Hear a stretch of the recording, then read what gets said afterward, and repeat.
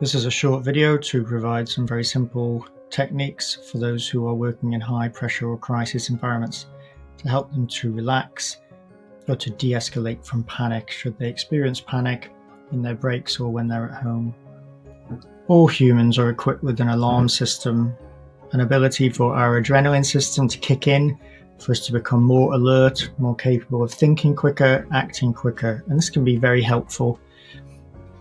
When this alarm system is triggered in us during a critical event, it can be very helpful, and this can help us to respond to increased demand, the need to think very quickly, or even to spread ourselves across many competing demands.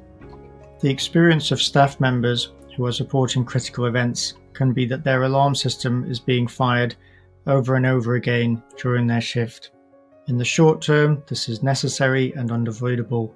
But in the long term, there can be consequences for those staff members, those individuals, that can be difficult to deal with. I'm referring here to the experience of panic attacks. When outside of a crisis, perhaps in a break or even at home, when it feels like you're away from the threat, there can be a sudden experience of a physical panic, an increase in heart rate, a shortness in breath, perhaps dizziness, an overwhelming sense of doom and dread. This can be very difficult for individuals to understand and to know how to manage. The challenge for staff members is to be able to de-escalate these panic attacks as quickly as possible. What can start as an experience of a fluttering heart or a shortness of breath can very quickly feel very overwhelming and out of control, and this escalation of panic becomes a loop in itself where the fear of the panic itself starts to take over.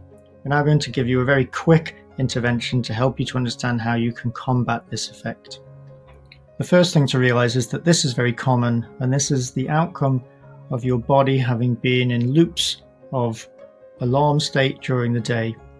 In moments of calm, anything can trigger these alarm states, a memory, a thought, or even a smell or a sound. It's important to realize this is very normal. Your body is guessing whether there is a threat around and trying to put you in a state to help you to respond to that. These alarm states being helpful to you when there is a crisis. When noticing that this alarm state has been triggered when you don't need it to be triggered, it's time to take charge. Your body and mind is responding to the perception of a threat, and now you need to send a signal back to tell your body that there is no threat. And the best signal that you can send is to force your body to breathe slowly, to introduce to it an understanding that there's no need to panic, because breathing slowly and becoming relaxed is inconsistent with the threat. Place your hand on your abdomen and start to breathe slowly. Start to reduce your breathing, taking deep breaths and noticing your hand lift and drop as you take a breath. Your attention at this point should be on just slowing your breath down, aiming for one breath every 5 to 8 seconds. During a panic, your body will want to breathe quickly and very shallow. So to combat this, you're going to introduce breathing slowly and very deep. Breathing in and breathing out. Breathing in and breathing out. That is the pace of breathing that you should be aiming for. Whilst your hand is on your abdomen and you're slowing down your breathing, you might find it difficult to stop your mind from racing, from paying attention to your heart rate, or noticing that you've become dizzy. But at this point, that is not very helpful. It might be helpful for you to try to distract yourself, to put on the radio or Netflix, or even to start reading the news on your telephone. Of course, you'll want to avoid any news that's connected to the thing you're panicking about.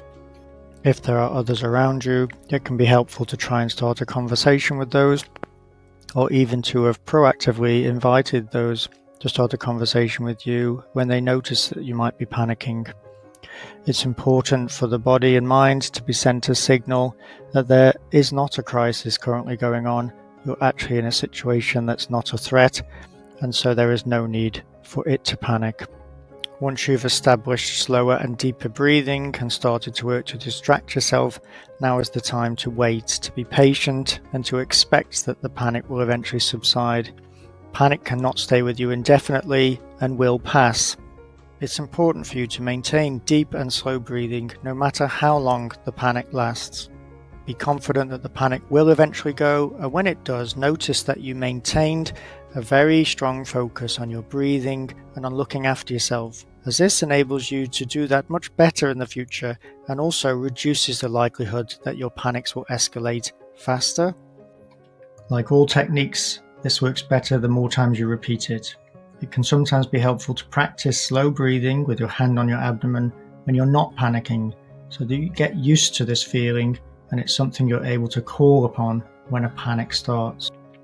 Remember these 4 steps. Every time you experience a panic rising, even if those flutters in the heart still feel very light, you can start to take this approach.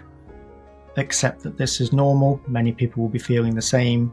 Slow down your breathing, place your hand on your abdomen, work to distract yourself, and then wait for the body to realize that you are sending a message that everything is fine. If you experience very severe panic and you can't seem to slow your breathing down and putting your hand on your abdomen doesn't seem to be working, change the technique slightly. Move to a technique in which you blow out very slowly through your mouth until your lungs are completely empty, and then breathe in slowly through your nose. This makes it more difficult for the body to breathe quickly and also allows you to expel all of the air from your lungs, which is very helpful.